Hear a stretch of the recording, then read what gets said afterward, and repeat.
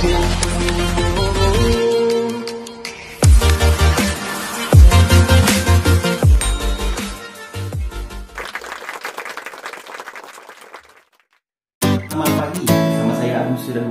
kembali lagi di Beyond Education Podcast yang selalu menemani Anda dimanapun Anda berada, yang kita selalu sharing-sharing dan berisikan konten tentang parenting, coaching, dan motivating. Dan ada juga materi-materi tambahannya seperti materi Q&A, itu adalah hasil dari pertanyaan-pertanyaan dari teman-teman semuanya di rumah, viewers Beyond Education di rumah. Terima kasih, saya ucapkan terima kasih banyak kepada yang sudah bertanya maupun yang sudah memberikan usulan gitu kepada Beyond Education Podcast. Dan ada lagi satu lagi, itu tentang dunia pendidikan atau dunia pendidikan dan dunia homeschooling, dunia, karena kita di sini sudah beberapa tahun ini bergelut di dunia pendidikan. Bukan bergelut sih, lebih tepatnya memiliki pengalaman di dunia pendidikan juga.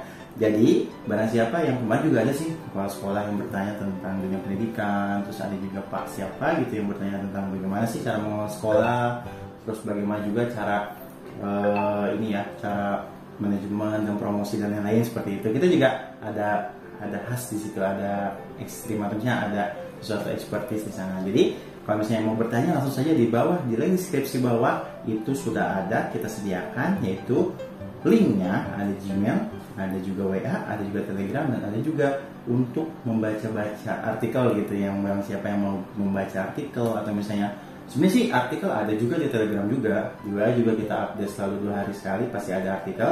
Tapi kalau misalnya mau langsung melihat blogspot artikelnya, langsung ada di bawah link. Seperti itu. Ya. Dan jangan lupa kalau misalnya teman-teman semuanya merasa ini bermanfaat, silahkan subscribe dan juga share ke keluarga atau ke teman terdekat atau ke kerabat terdekat agar lebih bermanfaat lagi. Ya. Dan jangan khawatir bagi orang sibuk. Bagi orang yang bisa tidak katanya YouTube mah habisin waktu gitu kan, saya di perjalanan, saya lagi kerja, mungkin bisa mendengarkan suaranya saja melalui radio online yang sudah ada di Indonesia, ada di Spotify, ada di Overcast, ada di Apple Podcast, Apple Podcast, dan ada juga di beberapa seperti RCTI Plus dan lain-lain. Silakan searching dengan kata kunci Beyond Education Podcast, maka suara kami akan sampai ke telinga Anda.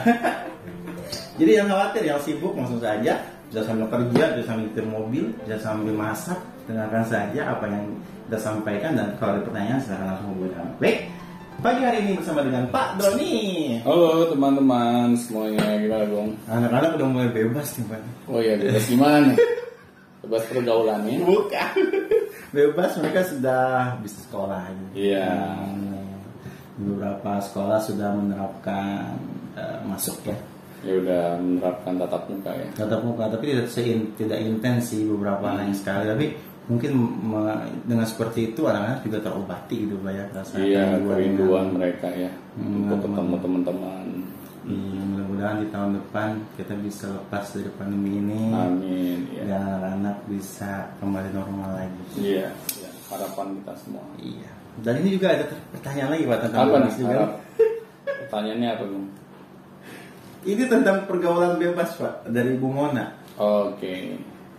Mungkin Bu Mona ini tidak spesifik menjelaskan sih apakah itu pergaulan bebas itu menghinggapi anaknya atau seperti apa. Namun pertanyaannya, intinya sih Bu Mona ini meminta tips menghindari pergaulan bebas untuk anak remaja. Oh, tipsnya agar anak remaja terhindar dari pergaulan bebas. Ya. Oke. Mungkin kita mulai dari pergaulan bebas itu apa sih? Ya. Jadi di masa-masa remaja ini kan masa-masa yang paling rentan ya. Kenapa? Karena mereka secara fisik tidak bisa lagi disebut usia anak-anak. Tapi mereka secara mental mereka belum siap.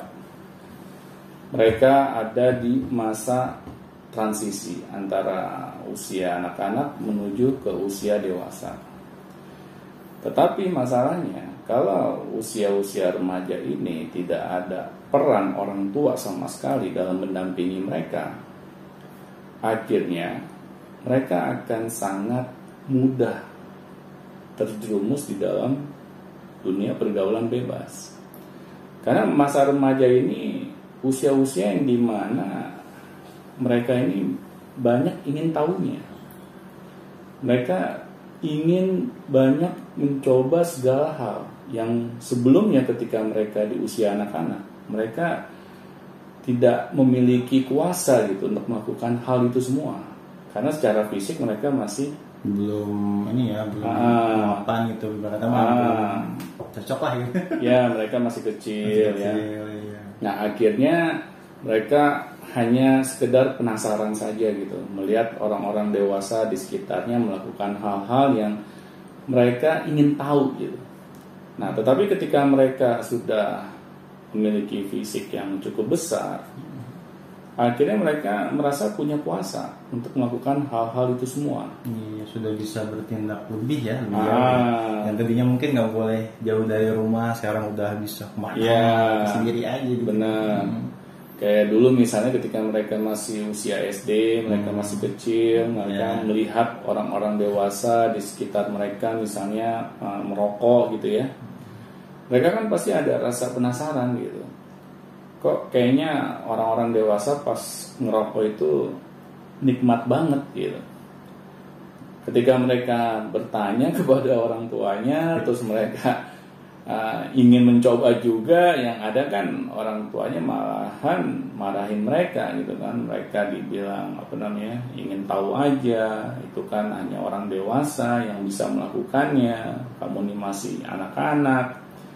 Nah akhirnya hal tersebut membuat mereka semakin penasaran.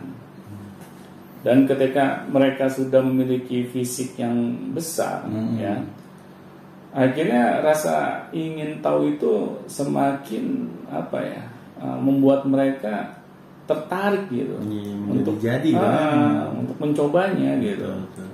Dan akhirnya ketika tidak ada pendampingan dari kedua orang tuanya mengenai hal seperti ini gitu kan, akhirnya mereka memberanikan diri untuk melakukannya tanpa orang tuanya mengetahui hal tersebut gitu. Nah di sini makanya paling penting kita sebagai orang tua kalau memiliki anak-anak remaja, kita harus mau meluangkan waktu kita membersamai mereka. Kita jangan pikir gitu mereka ini sudah besar secara fisik, tapi pemikirannya juga secara otomatis menjadi dewasa. Ya nggak bisa seperti itu juga gitu.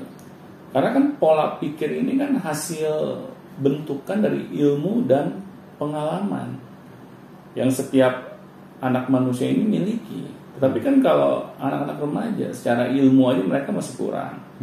Secara pengalaman mereka masih kurang. Anak nanggung ya.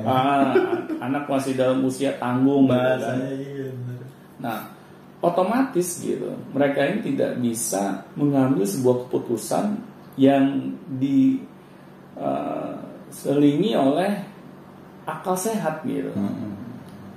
Mereka masih hanya terbawa rasa ingin tahunya saja. Betul, rasa ingin tahu yang besar bisa mempengaruhi mereka gitu dalam mengambil keputusan. Benar. Dan akhirnya kan banyak keputusan anak-anak remaja ini kalau tidak ada pendampingan dari orang-orang dewasa, akhirnya keputusan itu ngasal gitu. Yang penting rasa ingin tahu saya terpenuhi. Dan akhirnya kan menjadi masalah gitu. Apalagi kalau rasa ingin tahunya ini yang negatif. Misalnya yang tadi yang kita sebut di awal yang ngerokok. Terus misalnya dia ngeliat teman-temannya melakukan hal-hal yang di luar ini ya semestinya gitu. Kayak ya biasa ya kalau misalnya di sekolah gitu kan, anak-anak remaja ini kan suka nongkrong misalnya. Nah kan kita kadang sebagai orang tua nggak tahu apa yang terjadi di dunia tongkrongan gitu. Ya kalau dari pengalaman saya pribadi, waduh, itu hal-hal yang kadang kalau orang tua sampai tahu, ini iya benar, sangat membuat mereka akan shock gitu. Ya di situ ada narkoba, ya, di situ ada mereka melakukan pergaulan-pergaulan yang ya dengan lawan jenis ya, yang semestinya mereka belum lakukan tetapi mereka lakukan.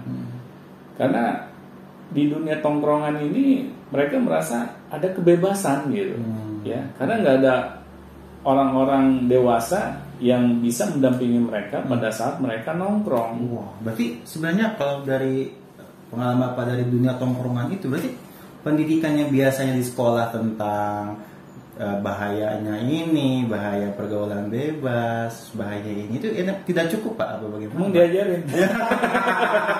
Kali aja diajarin gitu Pak. Kalau seingat saya nggak ada. Oh nggak ada. Gitu. Ya, karena kadang pihak sekolah itu kan fokusnya hanya dunia akademis. Ya, mereka tidak mengajari gitu bagaimana sih kita harus berpikir, kita harus bertindak ya sebagai anak remaja. Kita tidak diajarkan gitu. Yang ditekankan di dunia sekolah ini bagaimana nilai kita harus bagus, nilai pendidikan akademis pula gitu, bukan hal-hal yang lain gitu yang sebenarnya lebih penting gitu. Pendidikan karakter yang saya lihat dulu di zaman saya sekolah itu benar-benar kayaknya tidak ada porsinya gitu. Sama sekali tidak ada ya? Sama sekali nggak ada. Makanya pas di dunia tongkrongan ini kita bebas aja. Bebas aja gitu. Sedangkan kalau kita nih mengenyam pendidikan agama waktu di zaman saya sekolah, ya hanya sekedar hafalan gitu. Maju ke depan satu-satu ya, setoran hafalan gitu kan. Berarti tidak cukup ya Mas? Tidak cukup gitu, hanya sekedar ritual ibadah. Tapi pola pikir anak-anak remaja ini tidak dibentuk. Oleh karena itu ya wajar lah kalau anak-anak remaja kita ini sotoy gitu. Mereka bertindak ya semau gue gitu.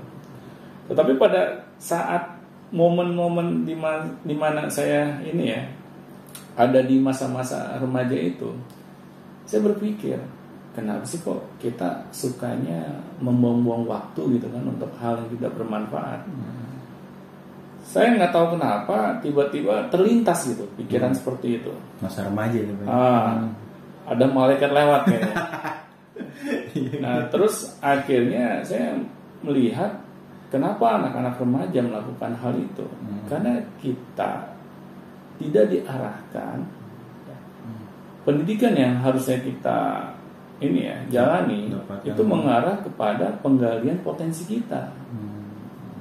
Akhirnya anak-anak remaja ini merasa bahwa ya datang ke sekolah ini sekedar menggugurkan rutinitas saja gitu, agar kita bisa mendapatkan nilai rapot atau nilai ijazah gitu.